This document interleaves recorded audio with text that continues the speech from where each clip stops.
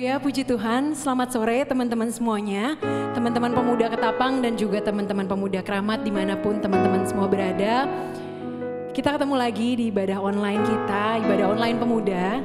Dan sore hari ini kembali kita mau sama-sama memuji Tuhan. Kita mau sama-sama mengambil waktu buat menyembah Tuhan dan juga pastinya mendengarkan kebenaran firman Tuhan. Yuk, aku undang kita semua untuk kita satukan hati, kita mau naikkan pujian kepada Tuhan. Haleluya Tuhan, Kau sungguh baik Tuhan. Puji bagimu Yesus, haleluya. Haleluya. Kami memuji, kami menyembah.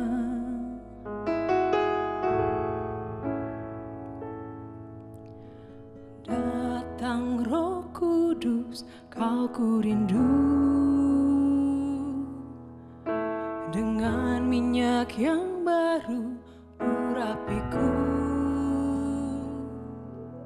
mengalir penuhiku, mengalir pulihkanku. Kuasa-Mu bebaskan hidupku. Datang Roh Kudus, Kau ku rindu. Dengan minyak yang baru urapiku,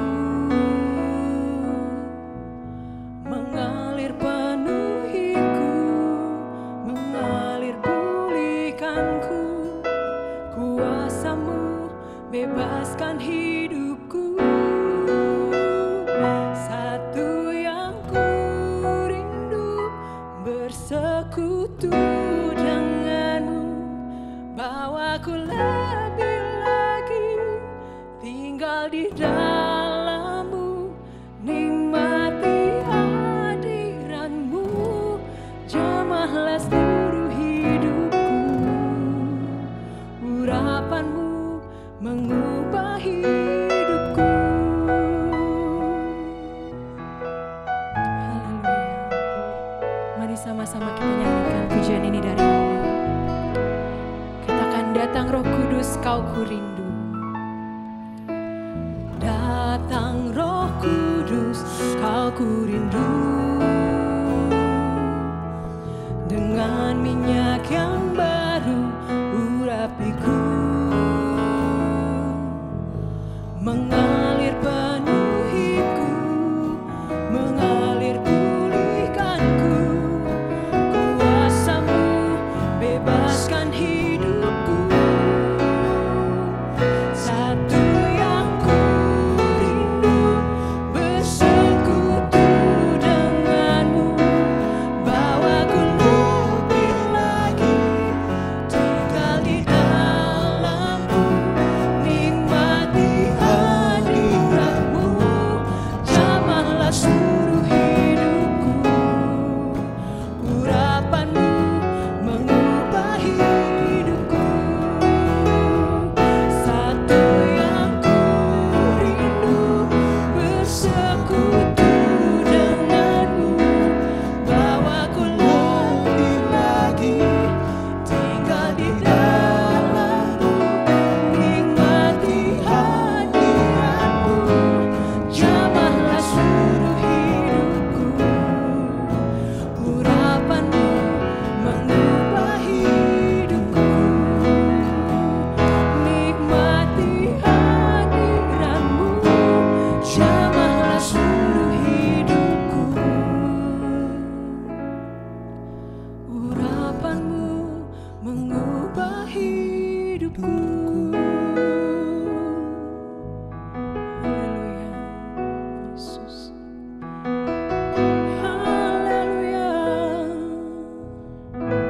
Puji bagimu Tuhan. Urapan-Mu mengubah hidup kami Tuhan. Haleluya Tuhan. Sebab itu kami mau terus Tuhan memuji meninggikan nama-Mu Yesus. Haleluya. Puji bagimu Tuhan.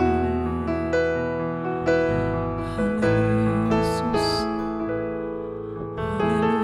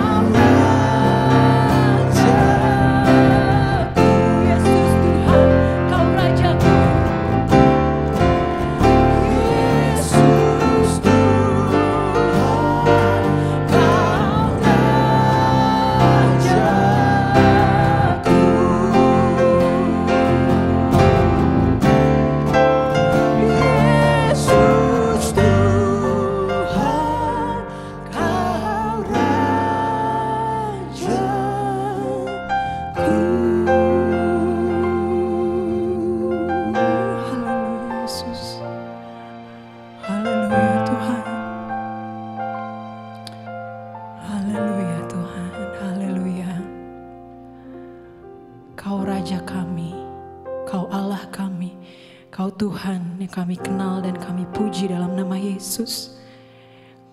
Engkau Allah yang selalu ada. Engkau Allah yang selalu setia. Haleluya. Haleluya Tuhan. Haleluya, haleluya, haleluya. Kami puji Engkau Tuhan.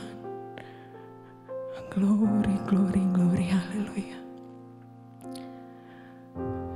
Dimuliakan, ditinggikanlah Engkau Tuhan di dalam hidup kami. Engkau yang berkuasa, Engkau yang bertahta Tuhan. Engkau yang berdaulat Tuhan di dalam hidup kami. Kalau sampai saat ini Tuhan kami masih boleh ada sebagaimana kami ada, semua hanya karena kebaikan Engkau Tuhan, hanya karena anugerah-Mu Tuhan. Tidak ada yang dapat kami banggakan Tuhan selain Engkau Tuhan di dalam hidup kami. Segala puji, hormat serta syukur hanya bagi-Mu ya Yesus. Kiranya Tuhan pujian penyembahan kami berbau harum di hadapan-Mu ya Tuhan. Biarlah hati-Mu disenangkan Tuhan. Lewat apa yang boleh kami naikkan. Biarpun terbatas Tuhan, kami tahu Tuhan kuasa-Mu tidak terbatas ya Bapa. Kalau sebentar juga kami akan mendengarkan kebenaran firman Tuhan. Kami tahu Tuhan itu adalah apa yang kami butuhkan. Dalam kami melangkah menghadapi hari lepas hari Tuhan. Kami tahu Tuhan, sandaran kami, pegangan kami hanya ke dalam tangan Tuhan. Hanya di dalam Engkau kami boleh dapat kekuatan yang baru. Biarlah kiranya lewat firman-Mu yang selalu baru Tuhan, kami mendapatkan kekuatan, kami mendapatkan kepuasan Tuhan. Sebab semuanya itu hanya daripada-Mu saja ya Bapa. Berkati hamba-Mu Tuhan yang sebentar akan memberitakan kebenaran firman Tuhan. Biarlah kiranya semua apapun yang keluar dari lidah bibirnya ya Bapa adalah firman-Mu Tuhan, adalah Engkau sendiri yang akan terus menerus menguatkan kami Tuhan. Menjadi landasan kehidupan kami. Kami mau jadi anak-anak muda yang terus Tuhan berpegang pada firman Tuhan. Kami mau terus menjadi anak-anak muda yang mengandalkan kuasa Tuhan. Mengandalkan kuasa Roh Kudus.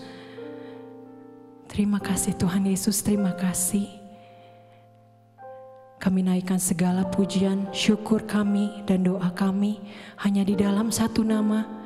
Nama yang ajaib, nama yang mulia. Yaitu nama Tuhan Yesus Kristus, haleluya. Amin. Haleluya, puji Tuhan. Senang sekali saya bisa menjumpai rekan-rekan semua dalam tayangan ibadah online Pemuda Ketapang Keramat. Dan yang akan saya bagikan, firman Allah yang akan saya bagikan saat ini adalah berhubungan dengan Rohul Kudus. Rohul Kudus. Siapa itu Rohul Kudus? Kalau kita membaca dalam 1 Yohanes, dalam suratan Yohanes yang pertama, pasal 5 ayat yang ke-7, sebab ada 3 yang memberi kesaksian di dalam sorga, Bapa, Firman, dan Roh Kudus. Dan ketiganya adalah satu. Jadi ada 3 yang memberi kesaksian di sorga, Bapa, Firman, dan Roh Kudus.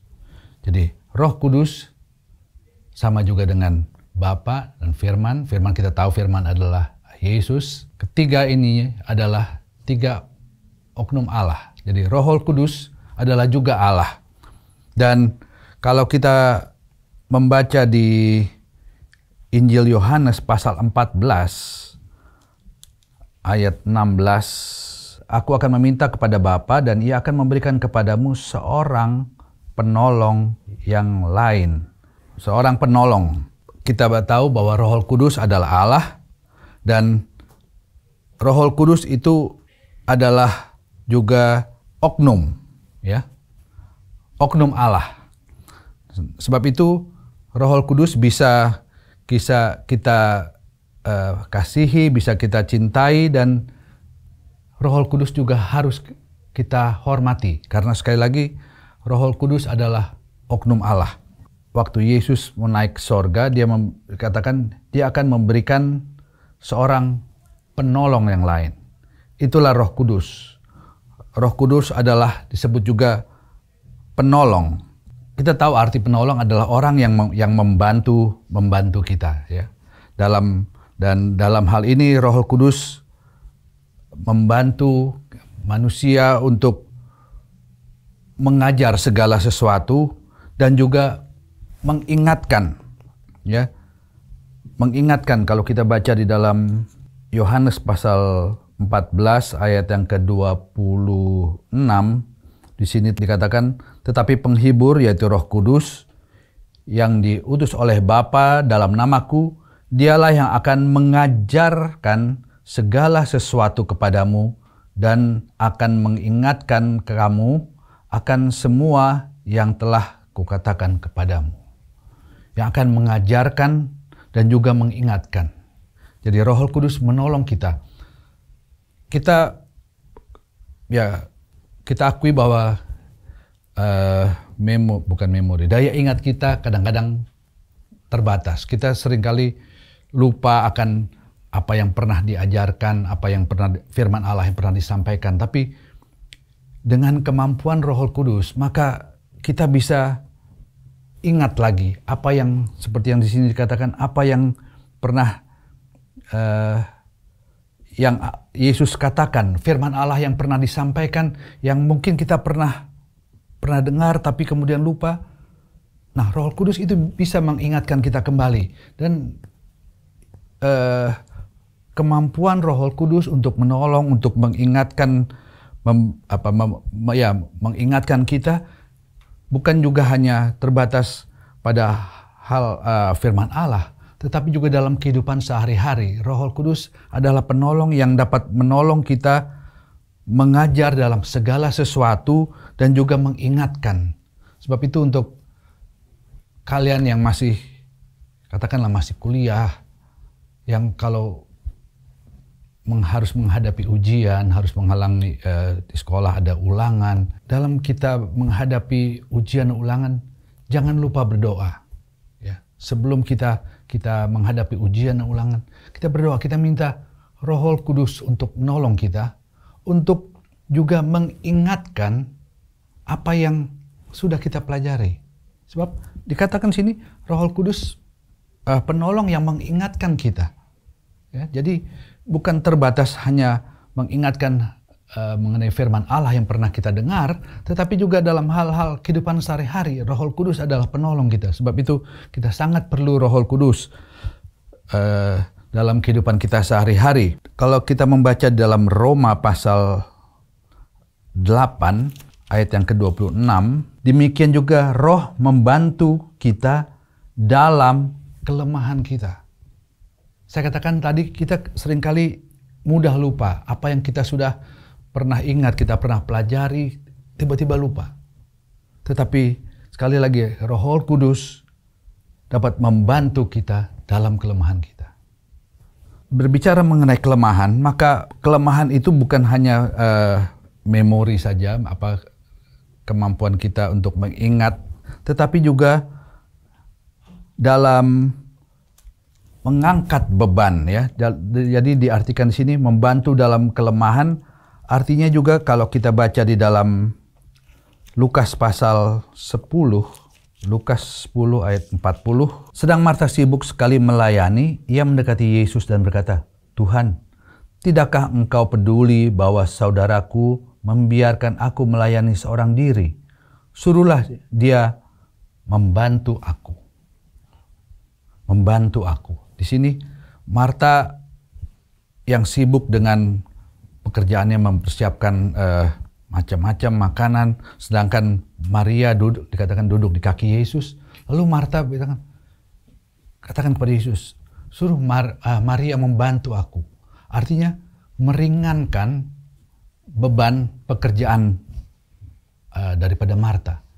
Nah, Roh Kudus adalah, kalau kita baca tadi, meringankan beban kita ya. Jadi apa yang menjadi keberatan kita, masalah kita datang kepada Roh Kudus, dan Roh Kudus akan sanggup mengangkat beban, mengangkat masalah yang kita hadapi. Hari-hari ini kita dihadapi dengan hal-hal yang memberatkan, menakutkan kita, tetapi kita tahu kepada siapa kita harus datang.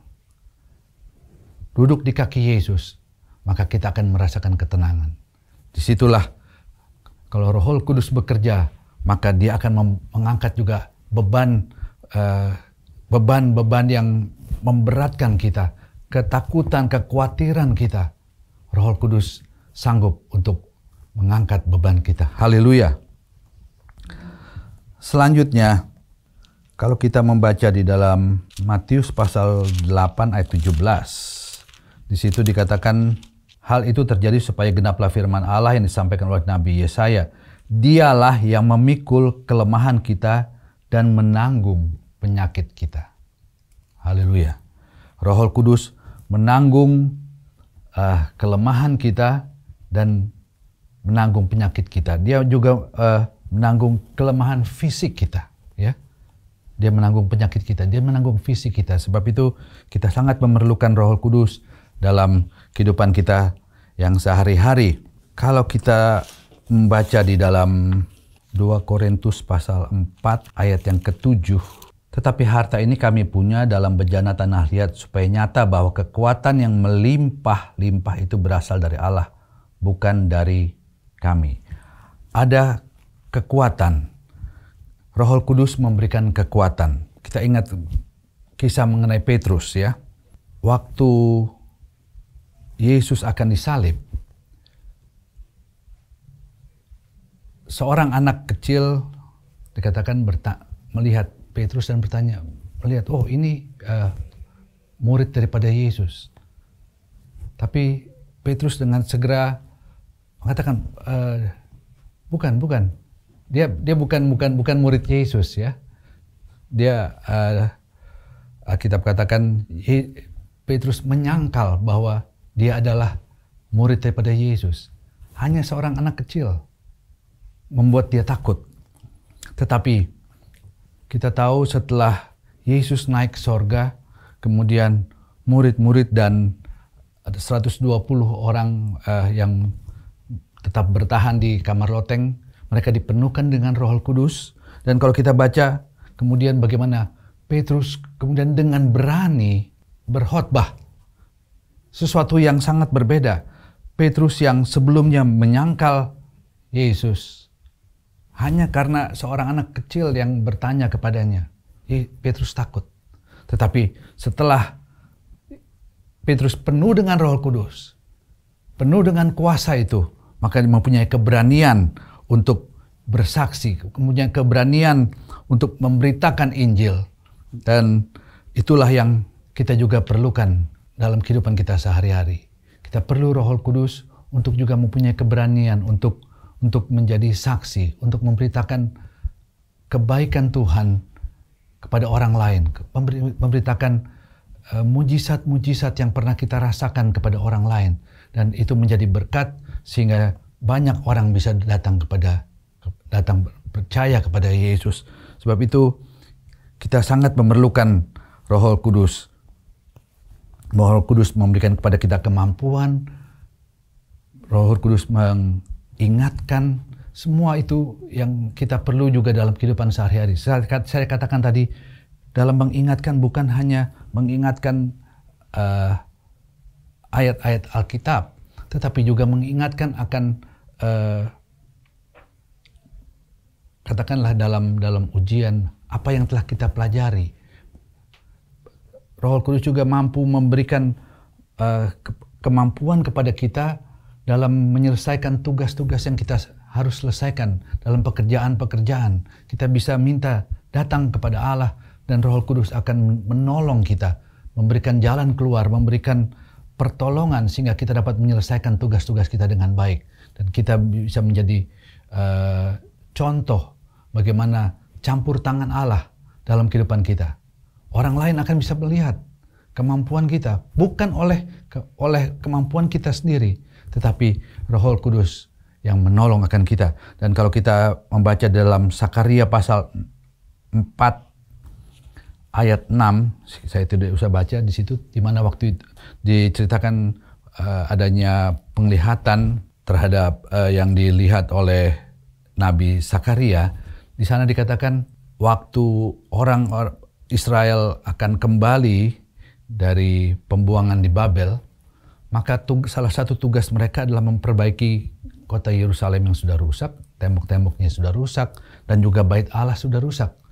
Kita baca saja dalam Sakaria pasal 4 ayat 6. Maka berbicara ia, inilah firman Tuhan kepada Zerubabel bunyinya, bukan dengan keperkasaan dan bukan dengan kekuatan, melainkan dengan Rohku, firman Tuhan semesta alam.